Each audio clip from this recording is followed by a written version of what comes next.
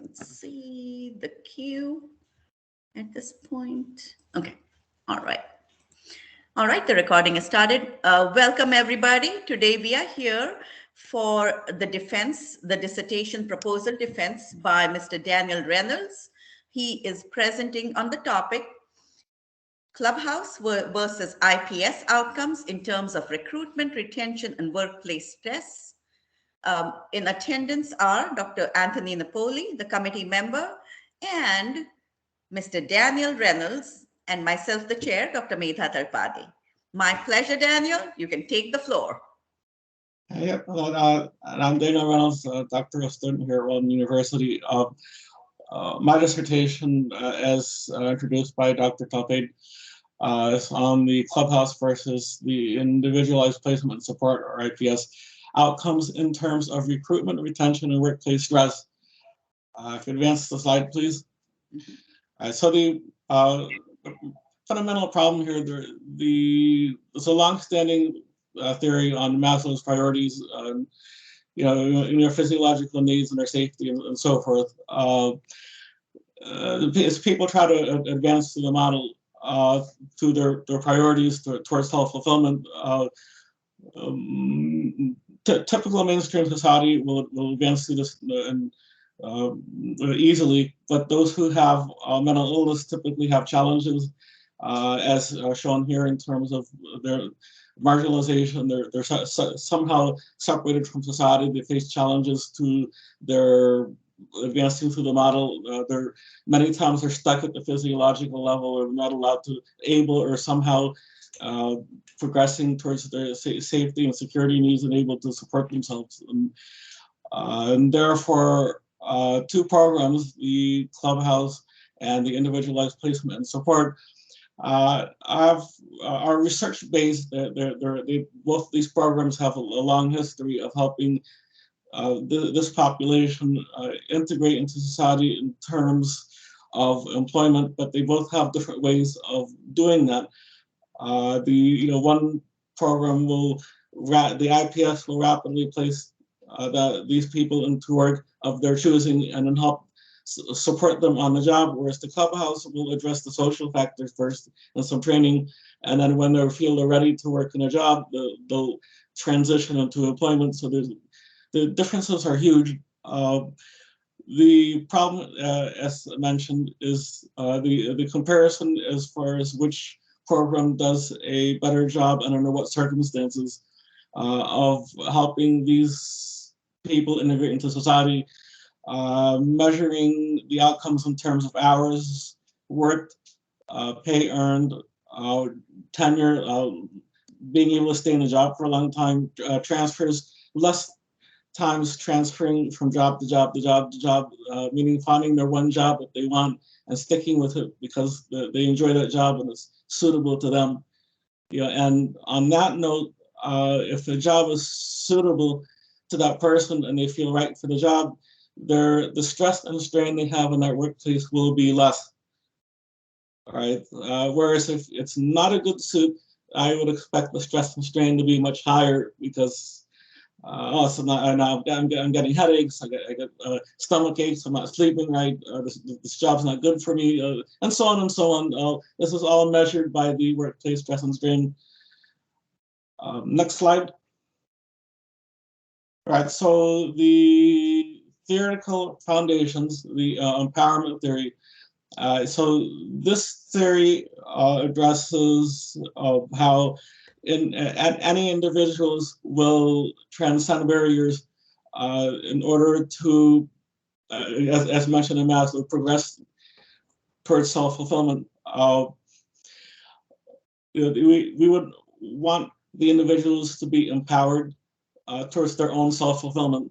And then, both of these programs mentioned empower, go about it in a different way to empower these people. So we want to know which program better prepares mentally ill people to integrate into society via employment. In other words, safety and security, ability to provide for themselves. Next slide. All right, so we have Various literature, as mentioned earlier, on the right side, the IPS and the Clubhouse both have long-standing literature.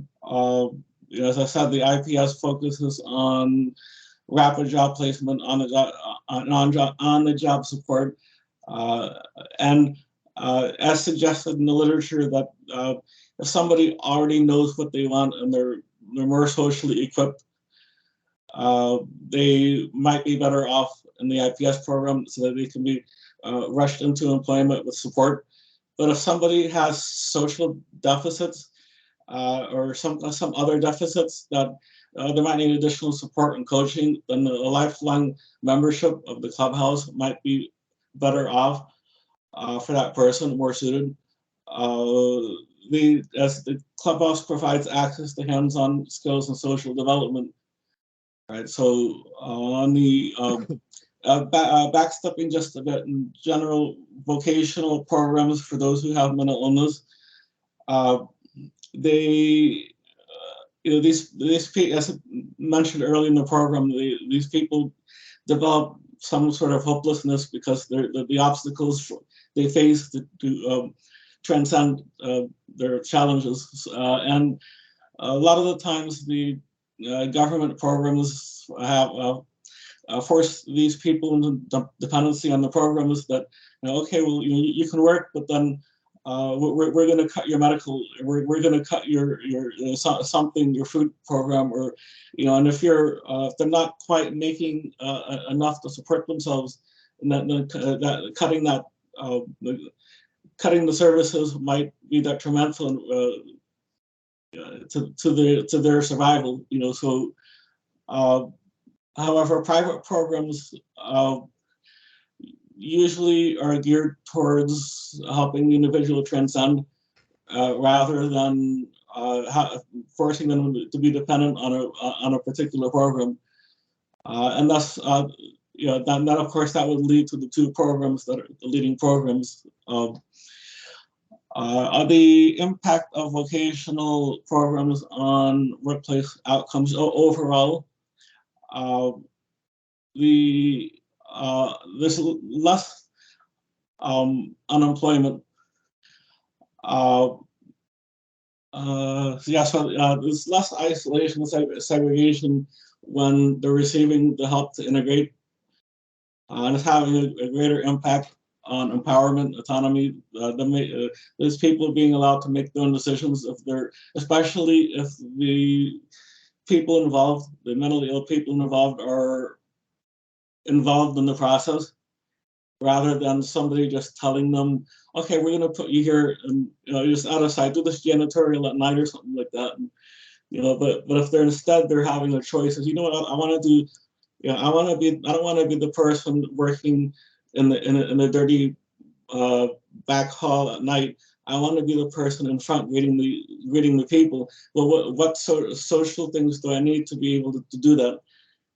So that they can properly integrate into a job that somebody would want. And then so that's the big issue here. And then once the people get into something they want and they feel better about it, then start getting into increased retention, higher work quality, such like that. So and then obviously there's been some variation based on demographics. And that I will be addressing that in the study by collecting that information. I'll be comparing that. I read up the results. So, next slide. All right. So the questions, the two questions that I have are both quantitative. The first one is whether there are differences between the two vocational programs for people who have mental illness in the Clubhouse and the IPS programs in terms of hours worked, pay earned, number of employment changes, and length of job tenure. And the other question is whether there are differences between the two vocational programs for people who have mental illness, Clubhouse or IPS, in terms of workplace stress and strain. And the primary reason I wanted to separate these two was because that I have a feeling that that the two programs will produce different results. Simply because that one focuses on a social aspect, whereas the other focuses on quickly putting them into a program that they want, and then supporting them, and then the relationship is done. So if somebody knows that they have a lifelong membership that they can always return to, and then they're a little bit more emboldened that, okay, well, I always have a fallback, so I can just be myself, and I feel less stress and strain on the person to be that they always have that fallback as a cushion. So I want to investigate the two questions differently. There you go. So the methodology, I'm going to be working with adults ages 18 and up who work in the United States, who have a persistent mental illness and have either currently attend or have attended either a clubhouse or an IPS. And the reason I said currently or previously, because Clubhouse is a lifelong program, so they never really exit the program completely. So to say that have attended in the past and I'm no longer attending, it's not completely accurate in terms of the Clubhouse, because it's lifelong. While usually after a month, the latest I believe is 6 months, they change the rules in the IPS. Sometimes the amount of time that they spend in there may vary, but you don't really see people spending years and years in an IPS. That doesn't happen. The goal is to get them in, place them in a job, get them their supports, that they're all set. Okay, then they're done with the IPS and they don't go back. So in that case, you have a lot more attended past tons for IPS, but for Clubhouse, you'll have a lot of current people who will continue to drop by throughout the life for additional social skills or other training to help them maintain current suitability for their work. So that will be the difference there. And the sampling has to be a convenient sampling. We're not really ethically allowed to randomly assign somebody to a lifelong program that they'll be stuck in for the rest of their lives. And, you stay in this program forever. So there is no random assignment for Clubhouse. That doesn't exist. So the statistical analysis is a MANOVA, as there are two independent variables, which depending on which program they're in, there's eight dependent variables and a minimum of 110 participants. So I estimate it's going to be more, but we'll see how many people complete all the data, and then the research design will be a quantitative online survey. Right. Next, the social change implications. Knowing which of these two programs is more efficacious, and under what circumstances, could potentially assist mental illness practitioners and those who have mental illness, and those who have mental illness and making decisions for themselves in moving towards social change by empowering those who have mental illness to integrate into society, to mainstream society. So like if I knew, supposing that I'm patient X and I have mental illness, and I was like, and I happen, okay, this person goes to the Clubhouse, and I am happier in my job working at the Clubhouse, but I don't get as many hours and pay, but I'm happier working. But this other person went to an IPS, and he got his job quickly, gets full time, but it's a little bit more stressful, and so this might help those who have mental illness be better informed as to which path they want to take, which options are available, and it might help those who help this population better inform how they will explain this to the mentally ill people. So there are a lot of possibilities, pro-social implications to the potential forthcoming results of the study. So was that the last slide? Or yeah. I'm going to stop. Okay. All right. Good job. Very nicely done. Very efficient and effective. So, Dr. Napoli, do you have any comments before I make mine? You're, yeah, you're muted, Dr. Napoli. Hi, Dan, can you hear me? Yeah. Yes.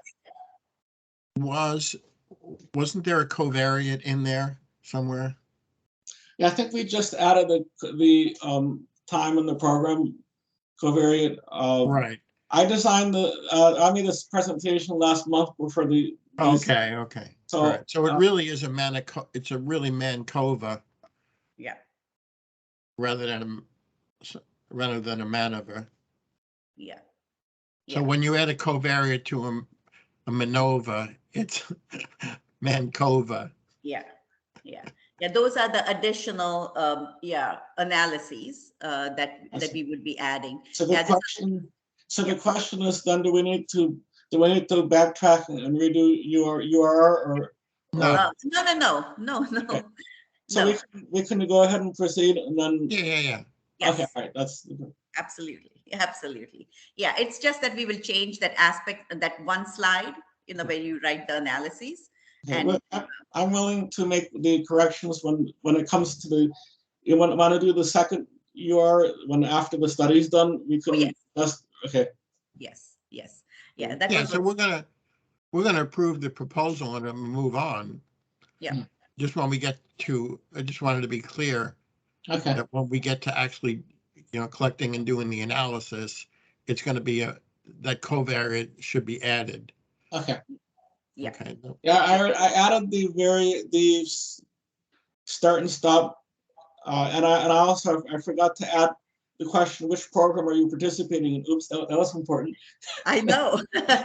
and you found that. I should have caught that, Daniel. Yeah, so I was like, and I'm looking at the thing and they're saying start. Like, holy smokes, that's not in there. So it's like, so I'm glad that somebody spoke up and that is fine. Go on the data collection and realize I don't know which program. Then it's like, so that'll be easy. Then I could just subtract the start date from the stop date, and then divide it by 7 to determine the number of weeks.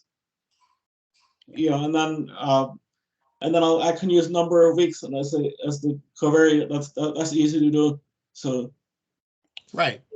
Yeah, but I think won't it be easier to just ask them how long you have been in the program, because start date and stop date people may not have the details. What do you think, Dr. Napoli?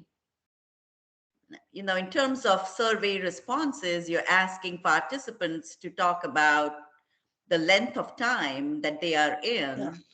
I think depending upon the length of time, you may get responses like I started in 2003, as opposed to I started, March 17th, 2003. Exactly.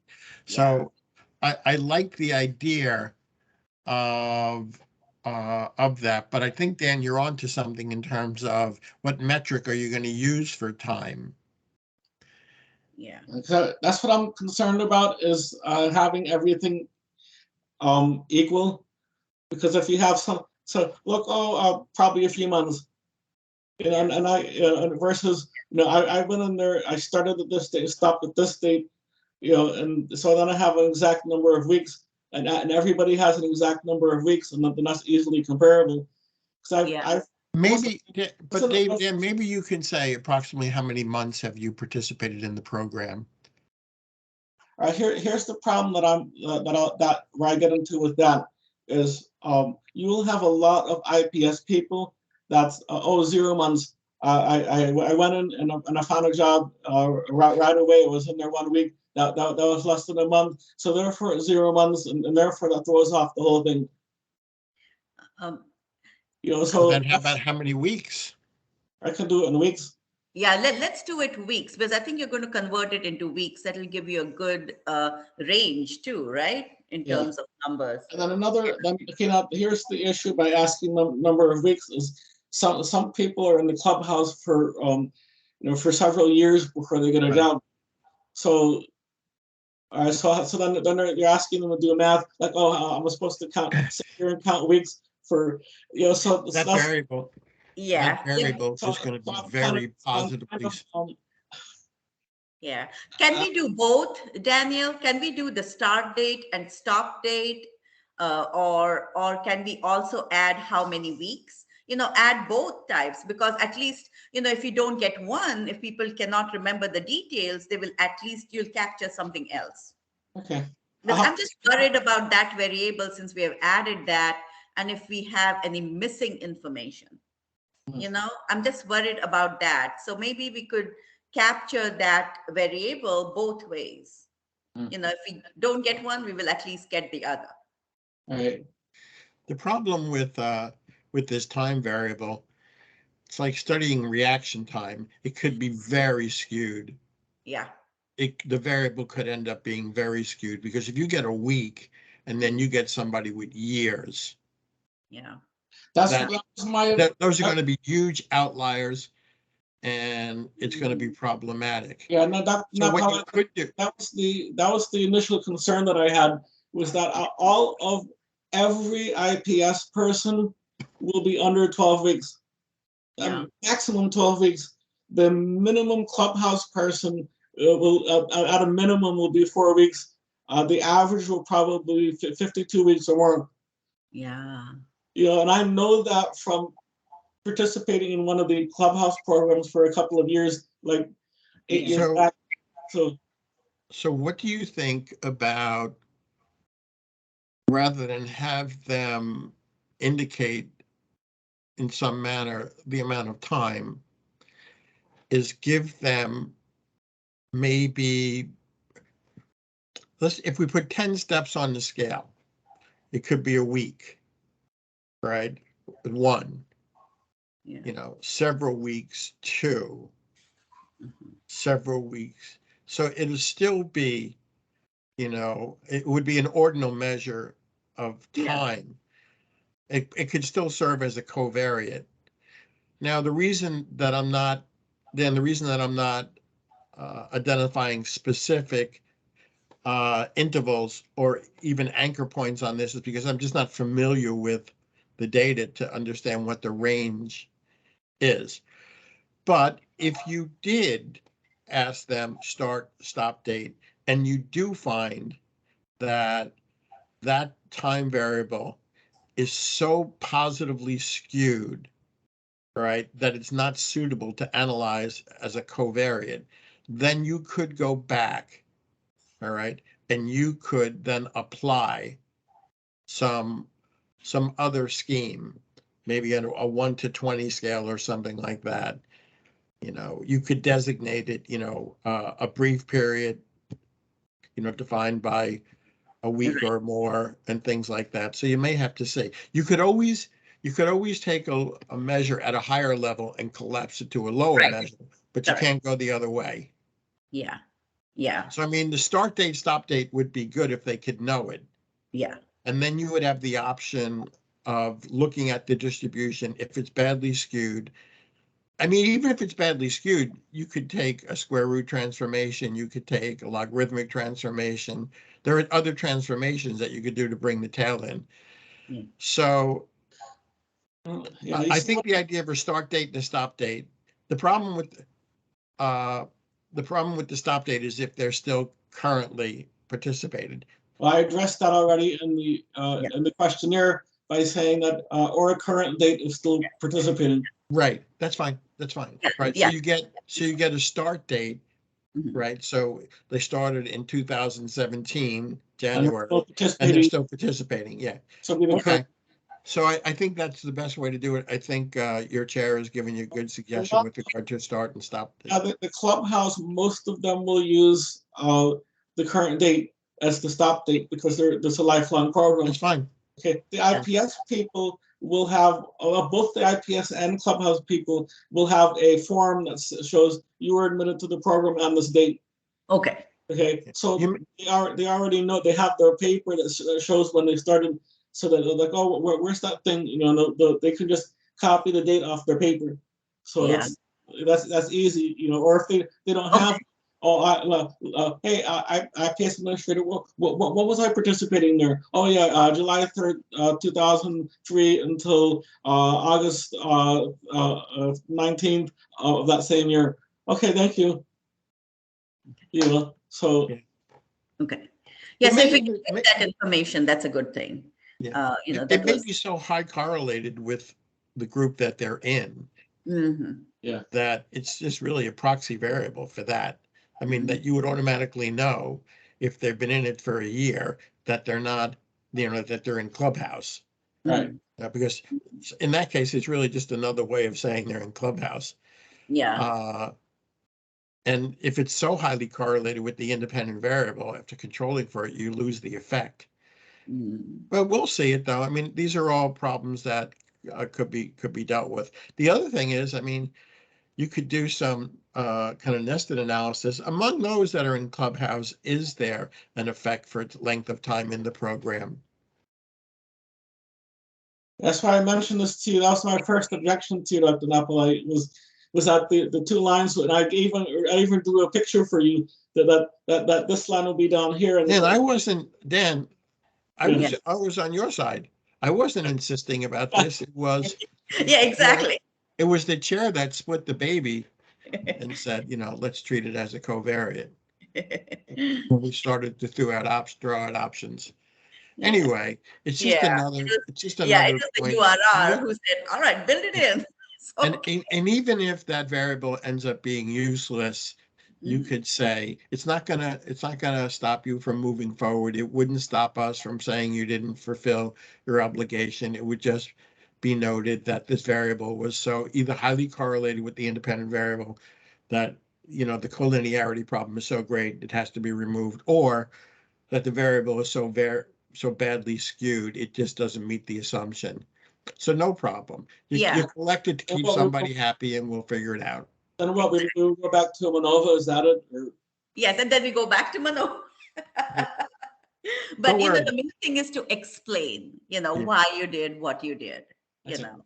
Yeah, Yeah. I remember my dissertation committee. One of the people on the committees made like a really dopey suggestion that wasn't going to improve anything, and the other members of the committee said, and she's arguing vehemently, just do it. They just do it. Exactly. I'm saying just do it. Now we need that approval to move forward. Right. Me. Either that, or I can write a 1,000-page analysis doing 16 different Oh my goodness. That was not going to All right. happen. That's the only comment that I had. Otherwise, very good, Dan. Here's the humor in that situation. Then she has to read all of that. Yeah. That's right. So Daniel, yeah. So Dr. Ask Napoli, for, yeah. Okay, so Daniel, I just had a couple of comments, Okay. about, you talked about, and this is where we were at the prospectus stage, because at that point the PD came up with, what if there are no differences? But like you pointed out, if you do not find differences, that is still a finding. That is still important. If there are no differences in workplace outcomes, if there are no differences in stress and strain, that is still huge. So I think that is also something you need to mention on the social change implication, whether your hypotheses are supported or not. Okay, it both are important. Yes. Okay, all right. So Actually, I mentioned that, actually what you just said. I mentioned that in the normative data for the workplace stress and strain. yes, I have very strong normative data for the workplace stress and strain. I showed that in the thing. yes, yes, So here's the thing that I can benchmark if they're both exactly the same. I mean, there's no p less than 0.05. There's yeah, no difference between the two, but then I can compare that with the normative data and say, hey, look, the people who participate are on par with everybody else on terms of workplace stress and strain. So therefore, both programs help people integrate into their to the workforce. exactly, So yeah. Yeah, so I think, on that slide, we need to add that regardless, of the social change, and also make that slight change on one of the slides in your presentation before I upload it on task screen, to say that Manitoba will be conducted, using the time variable, knowing that, that may be a huge issue in the future. Now, one assumption that I need to bring out is if a person changes jobs rapidly, it means that they are more stressed and strain. That may not be the case. It's an assumption. Yes. Okay, number one. So I think that is something you can bring out later on. Let's look at the data, and but I just wanted to point out that could be an There's assumption. a lot of different possibilities in that regard. Exactly, because you may just stay in the job because you don't have a choice, and you may have that stress and strain grow and grow. So that is just a point I wanted to make. But otherwise, that's it. We've been with you, through your journey. And so the next step is now recruitment. I know you have permission from, you're already steps ahead on the IRB application, and you have permission from one site. Is that correct? Not yet. I'm still waiting to hear back from them. So I have to make some more phone calls, and so that's going to be that's turning out to be a little more of an issue than what I had originally had planned for. So I'm gonna have to work on that and see where it goes. But I'll get there. Yeah, because the one from Iowa or Massachusetts, you have we don't have our cable data or something like that. So, but now that I'm not doing that, I gotta go back and now that we're getting to that stage and say, hey, redid the study. This it's a straight survey now. There's no see. Yeah. They don't have to do anything on their part. So, Dr. Napoli, so, Daniel has been connecting with all these programs, and there has been a pushback from some of them. So we are waiting on the formal approval from one promising place. So hopefully if we get at least at one place, that will be great. What are the options? I know we have Research and Me site that people go to recruit participants. Are you aware of any other place, just in case Daniel has issues? No. Okay. Oh, sorry. Okay. Yeah, because I'm familiar with a couple of sites where we do recruit participants based on the criteria. So I'll talk to you about it, Daniel. All right, so we're gonna work. I know I know if we coax that one a little. I'm not be careful how I use that the word coax because I don't want to apply any ethical issues here. But Yes. It's like, but I kind of know her from before, but she's no longer the director. She stepped down, and so somebody else took over. So I know that ethics wanted me to fill out Form C and D, so I have to go through that. But I know they're eventually going to ask me about that. And the positive is I no longer know anybody that's in the program, and I haven't had any interaction with any of the people there for 5 years. So this is all new people now. So therefore, no, I have no affiliation with them. But I did work with them for 2 years, 7 years ago. So it's like, so that wouldn't be an ethical issue because there's no coercion. You know what I mean? Yeah. So yeah. All right. So we have that. Yeah, as a backup. I just have to kind of warm up to because she knows all of the people in the system. So I just have to warm up to her again. And hey, look, I'm in the study stage. I could use help getting these posted. And so she's the key informant. We call our gatekeepers. We call them gatekeepers. And then she knows a lot of the not I don't know what the proportion is, but she knows other IPS and Clubhouse people in other parts of the country. So there may be ways that I can like this, like that, without violating any ethics issue. All right, so good. So let's explore those options. That is our next step now, Daniel. Yeah. So on that note, I know you have to go places. So I don't have any further questions. I'm satisfied with your presentation. We have talked about it. Dr. Napoli, what do you say? I say let's move forward. Yep. All right, perfect. So Daniel, just on your presentation, if you could just add the Manitoba as a part of the analysis and send it to me. I will upload it to TaskStream and approve your proposal presentation. So Okay. congratulations, Daniel. Thank you. Point well made, points well made, full steam ahead. Thank you. Okay, and you know my mantra. Okay, only success. Right. Only success. All right. Thank you, Dr. Napoli. Thank you for Okay, coming in. take care. Bye, Daniel. Congratulations. Thanks. Yep. Take care, Dan. Bye.